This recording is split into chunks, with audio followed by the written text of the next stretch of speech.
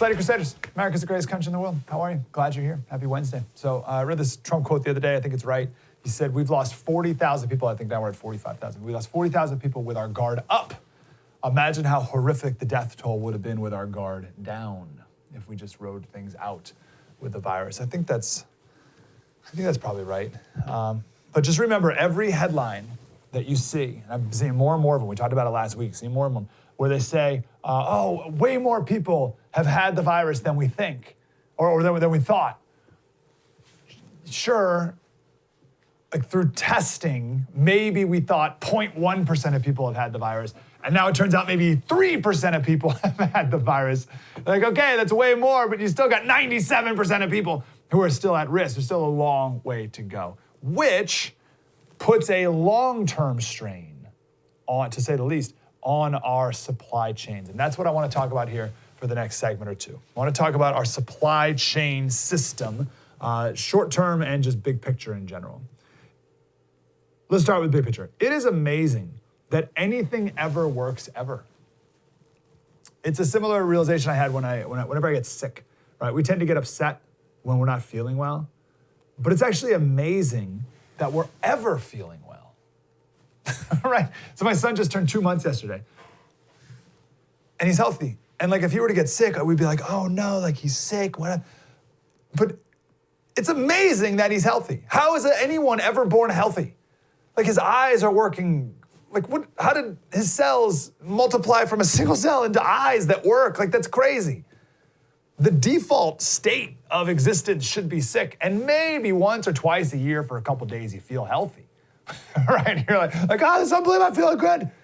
But it's the opposite. Most people feel healthy all the time, except for a couple days of the year when they get sick. But our expectations are for just constant health all the time. And it's the same with our supply chains. We're all upset that they're not working properly right now, but it's a miracle that they ever worked. It's amazing that anything ever got to a store. And now that things are not getting where they should, when they should, at least hopefully we realize how fortunate we were. So personal protective equipment, PPE, is the most obvious. There's a professor of emergency medicine at Brown University. She said, up until a few weeks ago, I never thought about the supply chain. It always just worked. But now that I've learned a bunch about it, it's more fragile than we ever thought possible. Now, the word fragile is interesting. If you asked me to describe the supply chain 2 months ago, I would have said efficient. We've become so efficient with the supply chain that we've become almost too efficient. Any disturbance to it, it can't react properly. Think about it in your life first, and then we'll give specific examples in the supply chain. But think about it in your life. Like, I like to be max efficient. I'm maximum efficient all the time. Like I'm brushing my teeth and picking out my clothes at the same time. There's no way I'm just gonna stand in front of the mirror just brushing my teeth for 2 minutes. What a huge waste of time that is. I gotta brush my teeth and pick out my clothes. I used to, when I drove to work, I would drive to work and shave with an electric razor. I'm not gonna stand there and shave. What a waste of time. I would always minimize trips upstairs. I'm not gonna go 2 trips upstairs, and never in my life have I ever taken 2 trips from the trunk of the car to carry groceries into the kitchen. Never. I'm a real man. 1 trip, doesn't matter how many bags. Everything is about the least amount of time, least amount of steps, always, because I have this weird thing about efficiency in my head, and I don't want to go back into it, but I think there's 2 reasons. I grew up as a swimmer, so swimming, everything was to the second, right? So it's like, we're gonna do 10 100s on 110, you gotta hold 58s. And if you get a 59, then like you're in trouble, and if you hold 101, then they're gonna get kicked out of practice. You gotta hold 58s, nonstop, all right? And then in radio land, done radio my whole life, adult life, it's, you take a break at 56:50. Not 56:49, too early, dead air. 56:51, you get cut off. You got 56:50, you gotta hit it right on the dot. So everything's to the second. So my whole day is like that. My wife gets super annoyed.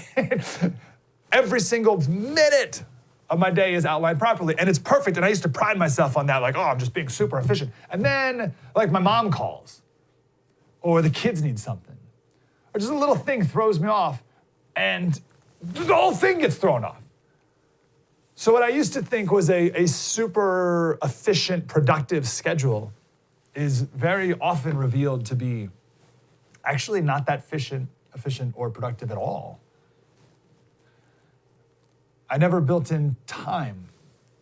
I never built in time for variance, time for life, time for people, or even worse, time for God. Came across this quote yesterday on my radio show the other day. We talked to John Eldridge. He's got a new book out. He's the guy from wrote Rod of Heart, Ransomed Heart Ministries. He wrote a new book called Get Your Life Back. It's fantastic. And this quote is in it. He said, I noticed that I simply go from one thing to another without pause from morning till night. I finish a phone call, make another, complete one email, plow through a dozen more. Before I can get through my inbox, I go find someone I need to meet with. There's no pause in my day, no sacred space at all. And if God's going to get in, he's practically got to force his way. And I've noticed that God doesn't like to shout. He doesn't like to be forced to gymnastics to get our attention, no more than you like having to jump up and down to get your friend or spouse to notice that you're in the room. The men I admire the most, they never rush. They're never rushed, they're never frantic, they're never in a hurry, and they always have time for you. I called one of these men, maybe the guy I know the most, who's like this. I called him just the other day. It was Monday, I guess. And I said, of course he picked up. And I said, hey, Kevin, how are you? He goes, good. How are you? I said, good. I'm not kidding. I said, hey, do you have a minute? I got to go in 7 minutes. That's what I told him. I said, I got to go in 7 minutes. He's going to be max efficient because the show started at 12:06 and I called him at 11:59 and I had 7 minutes. That's not good.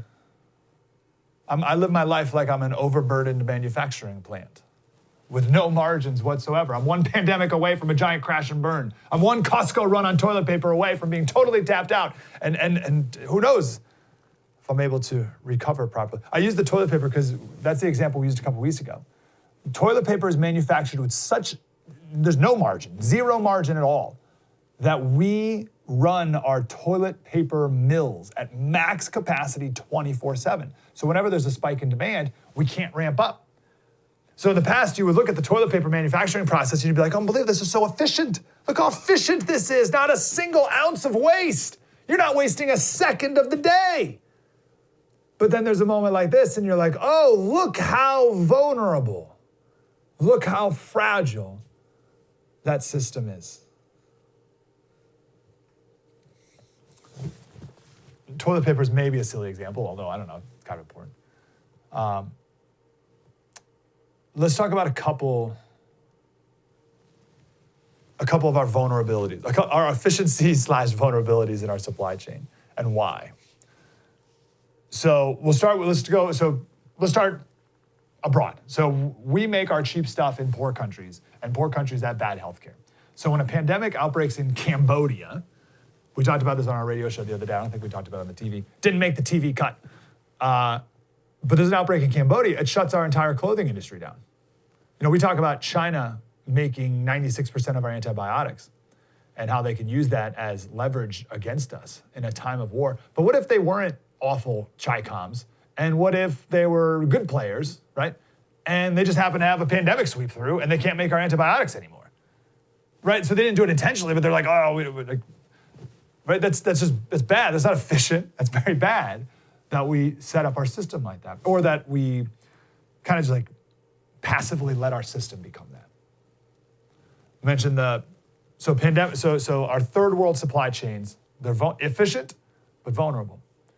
Second thing, spike in demand, as we just talked about, right? The commercial and residential toilet paper industries are completely different mills, different distribution, different contract, different sizes, different, like they delivered in pallets as opposed to packs of 6 or 12. You can't just switch from one to the other without time and millions of dollars of investment. And then let's say this whole pandemic's over and then we go back. Like, you can't just switch by pressing a button. Same thing with masks. So the N95 respirators, they're made from special machines. There's only a few of these machines in the whole world. So they're like, oh, we need more N95s. It's like, you can't just go to Walmart and buy one of these machines that make these things. So these spikes in demand. So it's called just-in-time supply chains. So a buddy of mine, he works in the, like video game industry. And their business model for the company he works for is to have no warehouses So they make just enough video games based off of forecasting for every month or quarter or year or whatever to make just the perfect number so they can go directly from the manufacturer to the consumer with no warehouses in between. Now that's a super efficient system. But if there's a spike in demand, they can't meet it. So it's super efficient, but also vulnerable. Similar with food supply. Have you seen these videos of farmers dumping thousands of gallons of milk, literally, down the drain? Literally dumping milk down the drain. A farmer in Idaho spent the entire year making onions. And he dug a hole in the ground, dug a ditch, and dumped 1 million pounds of onions into the ditch. Now, this offends me as someone who's efficient, like max efficient. It offends me as a conservative who likes to conserve. What are you doing? Are you pouring milk down? Farmers everywhere are plowing perfectly ripe vegetables back into the soil. And you look at this like, what are you doing? And it's because businesses and restaurants, theme parks, schools, they've shut down. So these people, these farmers don't have the markets that they used to. 80% of the tomatoes that are grown in Florida are for restaurants and theme parks. So when all the restaurants and theme parks shut down, what do you do with the tomatoes? Just throw them away. 3.7 million gallons of milk a day are dumped down the drain. 3.7 million gallons a day. There's one chicken farmer who is smashing 750,000 unhatched eggs a week. 750,000 unhatched eggs so that we don't make the chickens in the first place. Now, I know what you're thinking. You're thinking, this is insane. What are you talking about? And why don't we just give that stuff to food banks? Well, a lot of these items are perishable. And there's only so much. The food banks usually deal with non-perishable items, right? Canned food and stuff. And there's only so much refrigeration space that these food banks even have, so they can't take it. And they want to just give it to the canned food people. Well, they're so efficient, they're running 24/7, they can't take a massive influx of food to make more canned food. And they only have so many cans and so many, right? And then also you take a farmer, so you got the farmer, let's say you got the food growing, and he's got no one to sell it to. He's like, oh, we'll just give it to the food bank. Okay, well, he's got to harvest it, process it, transport it. That's going to cost him even more money that he doesn't even really have to just give it away. Man, it's tricky. And then also these farmers, they're planting the same crop that they just destroyed, hoping that by next year things will open up again. So they got to make that other further investment. Slaughterhouses, max efficient. There's only 800 slaughterhouses in the entire country, but the cattle industry specifically, there's 50 plants, 50 slaughterhouses are responsible for 98% of the slaughtering processes in our, for the cattle industry. 50. So if one of them goes down, let alone 10 of them, think of it like shutting down O'Hare Airport for weeks. But food. So the word, when I was doing research for all this, the word I kept seeing was vulnerable. Our systems are vulnerable, which I guess maybe is the other side of the coin of efficient. I want to take a break here. I want to come back. I got a couple more examples of this. I want to talk about it's called the Quillaja saponaria molina tree, and how that tree that I've never heard of, you've never heard of, may prevent a vaccine from being available. What are you talking about? And I also want to talk about how driving less might affect our local water supply, because everything is connected. It's coming up. True story. Mike Slater, spread the word.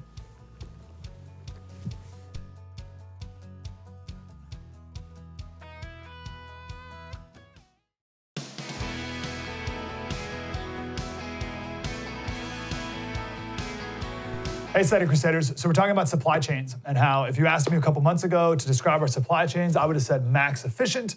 But now you look at it and you're like, oh, they're that maybe, but also super vulnerable and fragile. So I just got some more examples here. There's a group called the Coalition of Epidemic Preparedness Innovation, something like that. They're involved with 10 vaccine trials right now. One of the vaccines uses an oil extracted from the Quillaja saponaria molina tree. I believe we have a picture of this tree. I mean, you know it. Everyone knows that tree right there. It is grown in Peru, Chile, and Bolivia. The bark is harvested only between the months of November, so only November, December, and January. Obviously, this year's harvest did not take into account the potential, like a coronavirus vaccine. So think about this. If this, let's say out of the 26 vaccines that are in trial total, this is the one that works.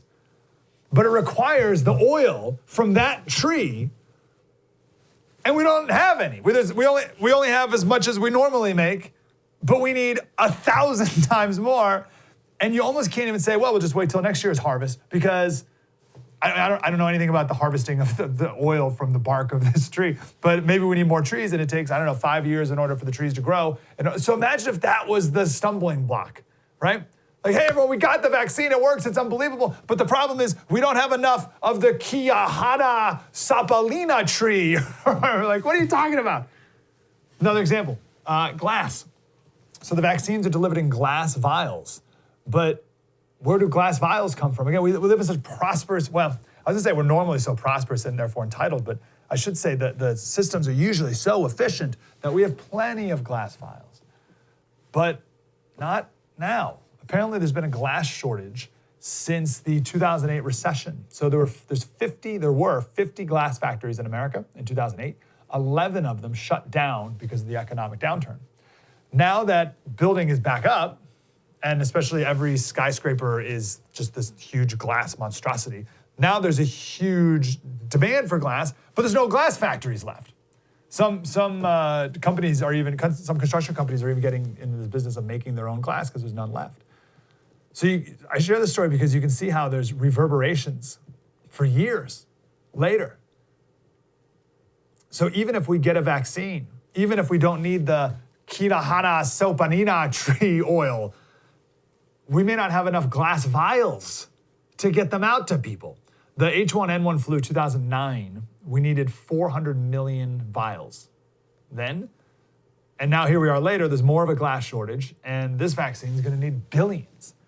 So just something else to keep in mind there. Final story on this. The largest company in America that makes surgical masks, they're called Prestige Ameritech.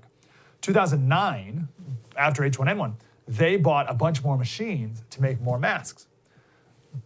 So they put a huge investment in, but then they almost went out of business because their masks were a bit more expensive than the Chinese masks that they were making there. And the demand didn't stay as high. It was just a fluke peak in demand. It didn't stay. So they made this huge investment and they were in big time debt, almost went out of business. As a professor at North Carolina State, she said, we need to be willing to pay a little more during times of peace without crisis so that we have supply available during crisis. But no one does that. And one of these days we're going to get into a big, made in America, made in China conversation, and are you willing to pay more for made in America? And we say we are, but in practice we're clearly not.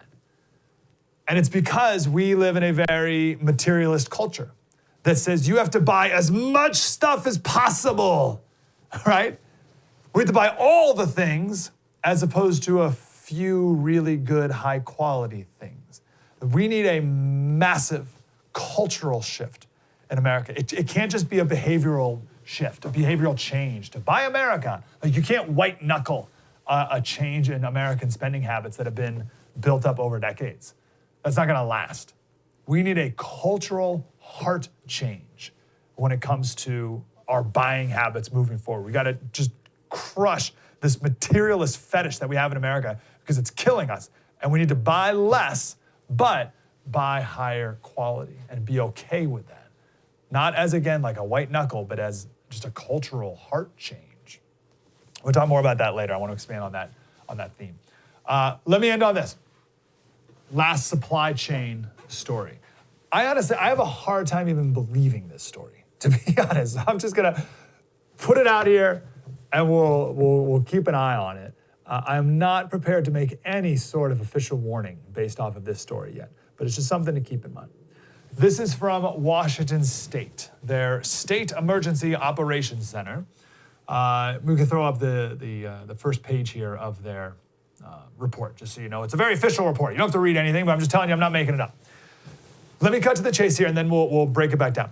So apparently, let me see if I get this right. Ethanol demand has crashed. We'll explain that in a second, but ethanol demand has crashed.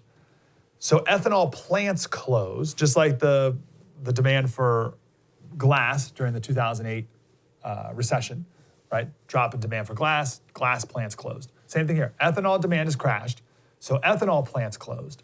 One of the products of making ethanol was CO2. So now CO2 is scarce, and we need CO2 for our water supply, which then could lead to possible water shortages. So you see how it's all connected? So driving less could mean, could affect our tap water supply. How can that, who would have ever connected those dots? So here's the story. The Washington Office of Drinking Water was contacted by one of their vendors called Airgas and said, hey guys, we can only deliver 80% of our normal service. This is the company that delivers the CO2. And we'll get to why they do it in a second, but why we need CO2. But we can only deliver 80%, and our next couple shipments are gonna be around 33%. Now, I don't know what that means. I don't know if that means per day, per week, quarter, year, I don't know, but 80% normal. And then in the future, we could probably only do 33% of our normal delivery. So this is from the water department guy. He said, we reached out to understand if this was a Washington-specific problem or national, and we quickly understood it to be a national issue. This is, let me quote from this article. This is from The Guardian. The main reason for the national shortage, according to the CEO of the Compressed Gas Association, is a ramping down of ethanol production. He says back in the summertime, the Trump administration exempted some gasoline manufacturers from using ethanol. Okay, so gas manufacturers, you don't have to use ethanol anymore. So less ethanol. Then we had Russia and Saudi Arabia flooding the market with cheap gasoline, and all that led to an oversupply of ethanol. Okay, so as ethanol manufacturers were ramping down, because there wasn't a market for their product, because they weren't making as much ethanol anymore, along comes COVID, which meant people weren't driving anywhere. This led to plant closures, including among 50 specialized plants that collect CO2 for the food and beverage market. Gottwald's Association issued a joint warning to the federal government about the shortage. How interesting, a shortage of CO2. And the CO2 is used to reduce the pH of drinking water, perhaps at your local water treatment plant. So this is from the report. Okay, this is page, I think, 15 of this 42-page report from the state of Washington, which again is a reason why no one's talking about this, because who the heck is reading page 14 of a 48-page report or whatever out of Washington? Here's what the report says. Multiple water treatment plants use this in their process of treating drinking water, and current plant design depends on this. Depends on CO2, and we may not have enough of it to properly function. NPR did a story a while back, March 31st, about how water utility employees are really, really hard to replace. And they did a report from a water facility in Des Moines where they had 10 campers, 10 RVs, parked out in the front of the water treatment facility, and the employees were camping out on site. Here's one of the employees. He says, we're in a specialty field. Let me say why they're camped on site. So they would have two teams that would be on 2-week rotation. So you're at home for 2 weeks, you're living on the camper for 2 weeks. And then the people who live on the camper, they would do 12-hour shifts, switching back and forth, and everyone would stay separate and whatever. So why take such precautions for that? You couldn't even go home. We're in a specialty field. There's always a shortage of operators throughout the country trying to get interested in this field, calling Mike Rowe. But it certainly is something that takes months and years to be able to get the licenses needed.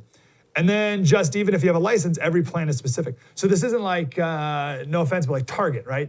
Target can hire someone, you train them in a day and they're working at Target. This takes years in order to know how to properly work at any treatment plant, and then more experience because each one is different. This is the guy in San Diego, actually. Our desal plant here makes 50 million gallons of water a day. They have 10 workers are living there for 3 weeks at a time. Living at the facility. This is the general manager of that in San Diego. These are critical services, highly trained individuals, not easily replaceable. So they have to be protected to ensure that water continues to flow. Could something happen to our water treatment plants that's happening to some of the slaughterhouses across America? I mean, you got 10 people working at the desal plant, and 4 of them get sick. Or I'm like, then what? I always thought, so we've said from the beginning, it's food, water, and electricity. Those are the most important things. You start losing those and people start freaking out. And I was like, oh, electricity and water, like we're totally fine. Like food's the only thing we got to keep an eye out for. Could our water, if things fall a certain way, be compromised at the end? Like, I don't think it's a problem now. I'm not telling you to hoard water right now, although maybe we should always have that. And I'm not saying it's going to happen tomorrow. I'm not saying don't drink the tap water. It's not my point. But depending on how things turn in the months to come, I think it's something that's now in the realm of possibility. I'm not saying it's happening tomorrow, but it's in the realm. I thought it was out of the realm. Now I think it's in the realm, far away, but still in the realm. Something to keep an eye out for. But the big lesson here is how interconnected everything is in our supply chains and how one thing can have ripple effects and affect things, second, third, fourth order effects that seemingly have nothing to do with it. How could driving less affect our water supply? Who would have thought it? Colonel Michael Lewis, he's coming up next. Mike Slater, spread the word.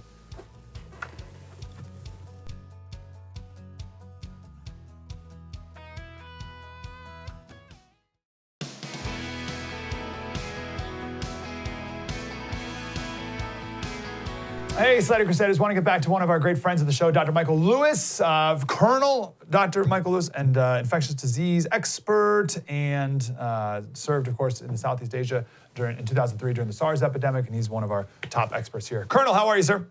I'm doing great, Mike. How are you doing today? Great to talk to you. I'm doing wonderful. So I read this headlines, which you always got to be careful because people who write these stories have no idea how to read studies, right? And then people who write the headlines sometimes don't even know they know how to read at all.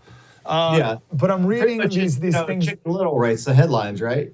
Absolutely. So I'm reading these headlines about HCQ and these other combinations of medicines that the president has touted, which we'll get to in a bit, but that how maybe it's not working, or the NIH even said they don't recommend this as a treatment. And I know we talked before about maybe being hopeful of this as a treatment. So where are we at with this right now? Well, I think the biggest news in the last 24 hours has been that the Veterans Administration just released a study looking backwards at a couple hundred people that had received either hydroxychloroquine, hydroxychloroquine plus azithromycin, or neither.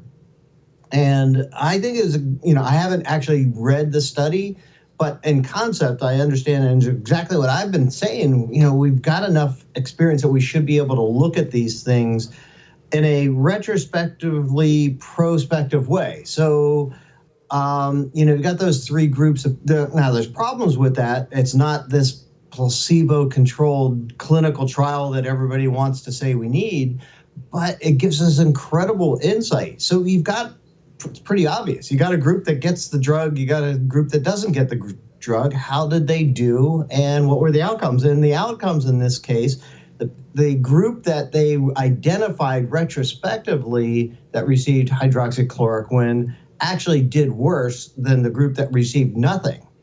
And so that's a big concern. That kind of leads to the general conclusion that hydroxychloroquine may actually do more harm than good. And the authors of the study correctly say, there's a lot of issues, wrong with how we did the study, but we did it as best as we could with the information that we had. We need to look at this in a more systematic, prospective way, like the NIH is saying, and Dr. Fauci is saying, and that's, of course, the right way to do it. But in the meantime, you do what you can with the information you have.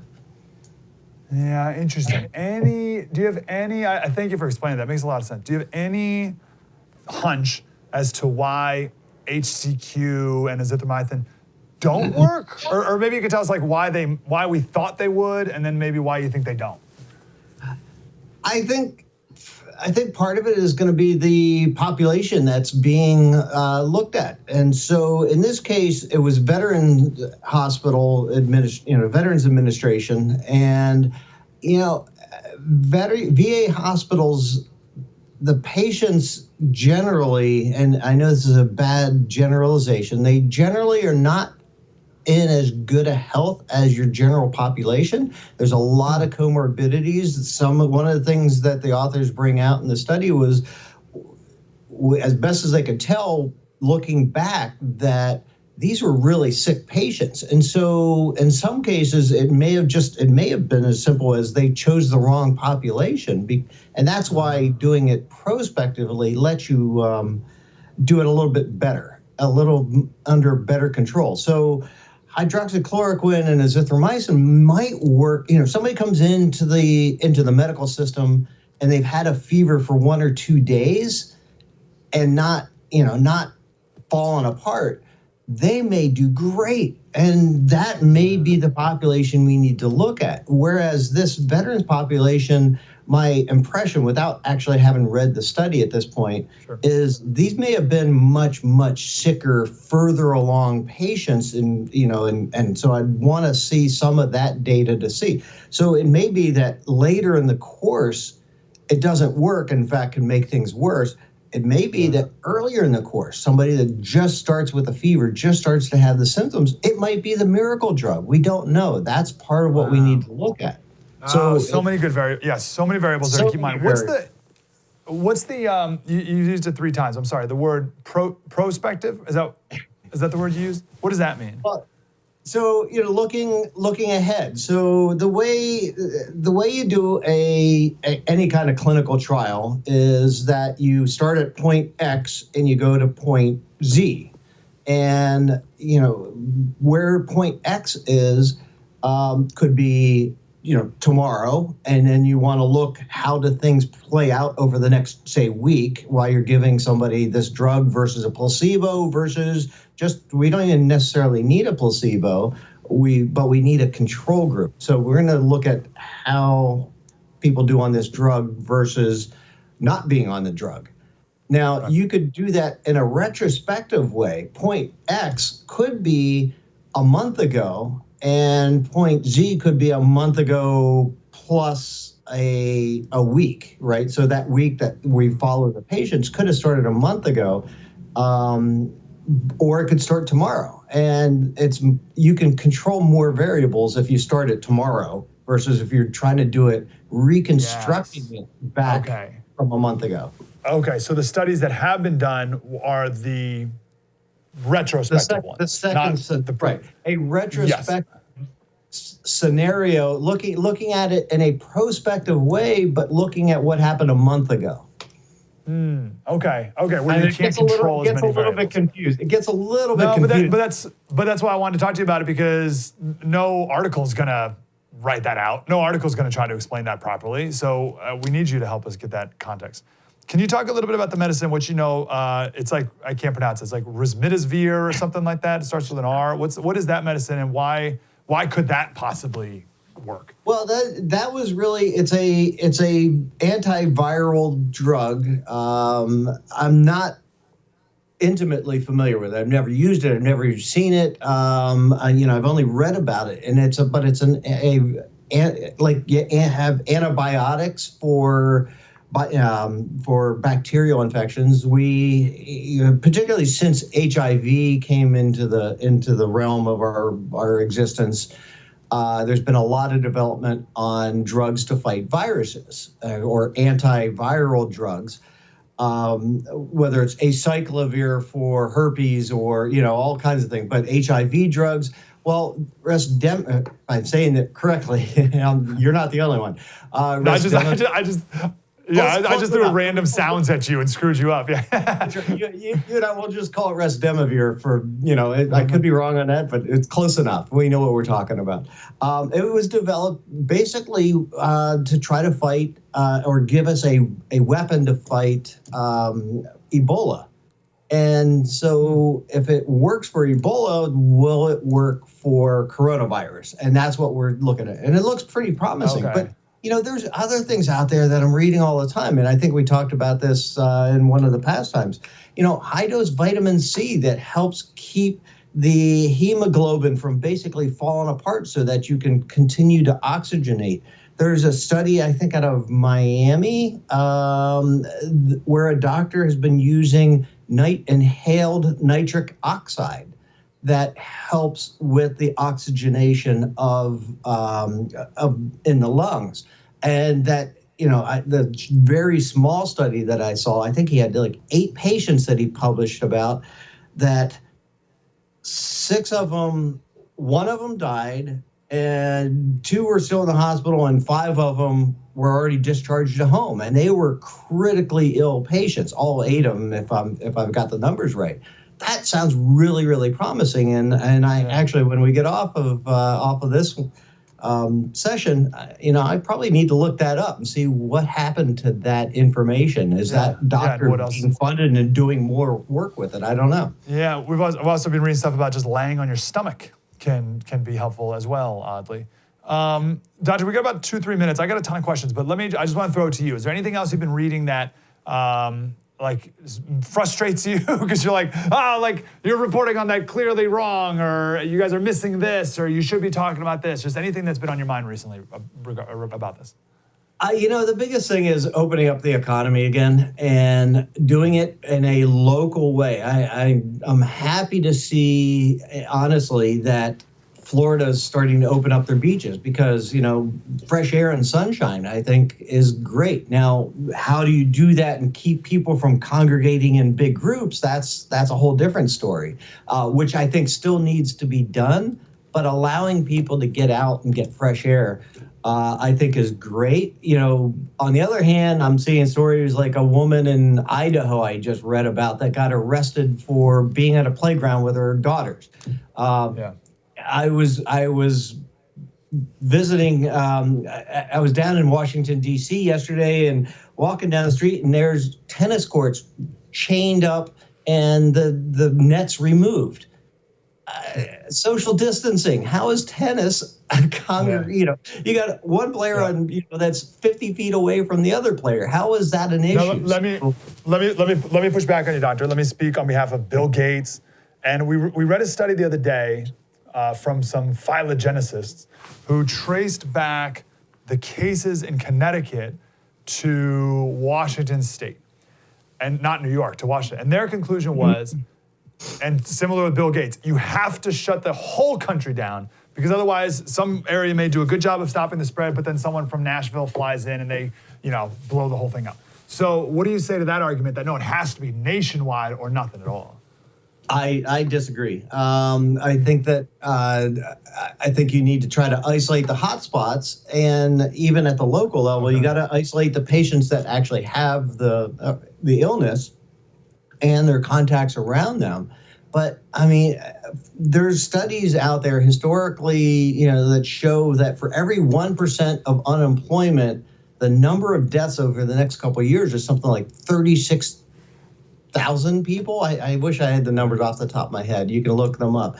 But for every percentage of unemployment, more people die from heart disease, from the stress, from all kinds of issues. So how much more damage are we doing by shutting the economy down? We can't. How are we sacrificing our future mental and physical health because of the economic health, if you will? That's nobody's really talking about that. What is the damage that we're doing with all this shutting down? And I've said it before. I'm not going to hold my breath waiting for a vaccine. No, that's right. Unfortunately, we've been preaching that as well. Although people have given a lot of false hope with that, but we are not. Colonel Michael Lewis, Doctor, always good to talk to you, sir. Thank you very much for your insight. All right. Well, let's catch up again soon because, this keeps changing every day. So absolutely. Yeah, no, thanks for reading the studies for us, too, and making sense of that. I appreciate that. The Colonel, we'll be back with more. True story, Mike Slater. Spread the word.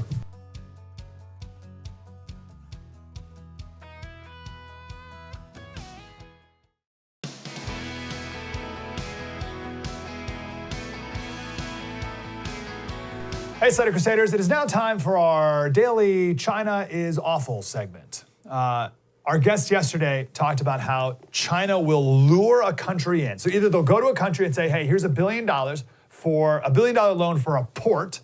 You're welcome, aren't we wonderful? And the country can't service the debt, so then China takes it over and turns it into a military port. Or China brings people in, brings a company in, or brings the NBA in. I'm so grateful that NBA controversy happened. It's such an easy to understand example of what China does. Something we can wrap our head around, right? Like, we understand the NBA. It's harder to explain Sri Lankan ports.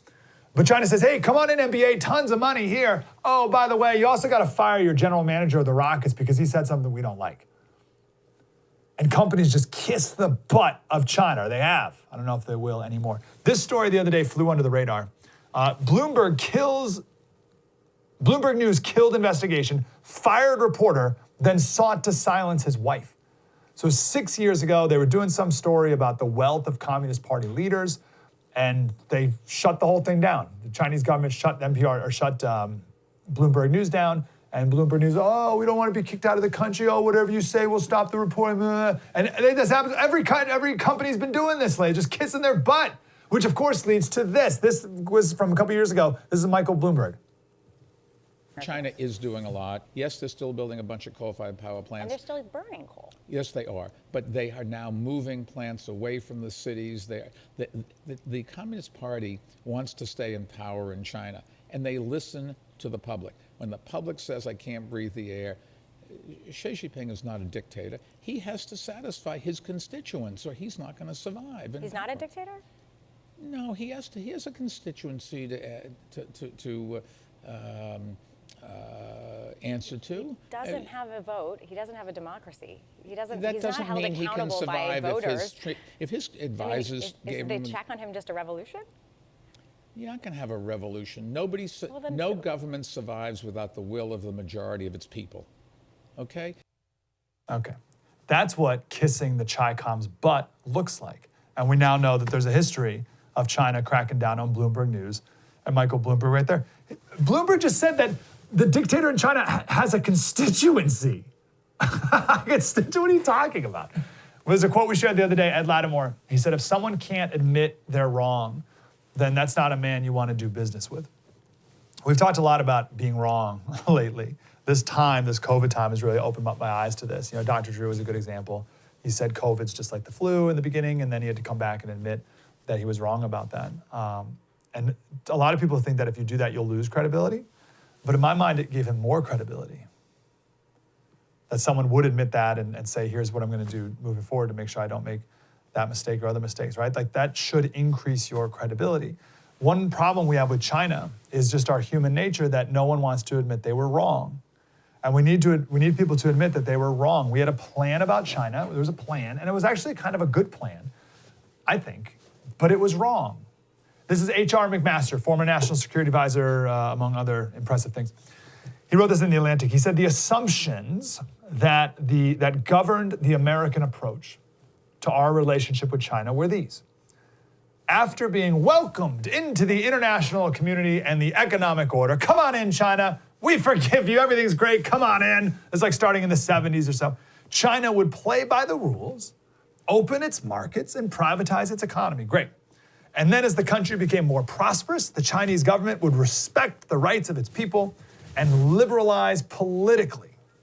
That was the plan, but those assumptions were proving to be wrong. People need to admit that they were wrong. That plan did not work. I was wrong. That plan makes a lot of sense to me, actually. It really does. If someone came to me in the 70s and said, hey, here's the deal. We're going to liberalize them economically. They'll become more prosperous and they'll become more democratic and a part of the, I'd be like, oh yeah, that makes a lot of sense. Didn't work. Didn't work. And the reason why the WHO and even academics and journalists here in America, the reason they downplayed the risk of COVID in the beginning is because they have a knee-jerk belief, that everything coming out of China has to be true. And they do that because they've already committed to the idea that China's good, right? They're all in. And they can't come to admit that they're wrong because then that may hurt their credibility moving forward. It may even hurt their entire business moving forward. Like their business may be on the line.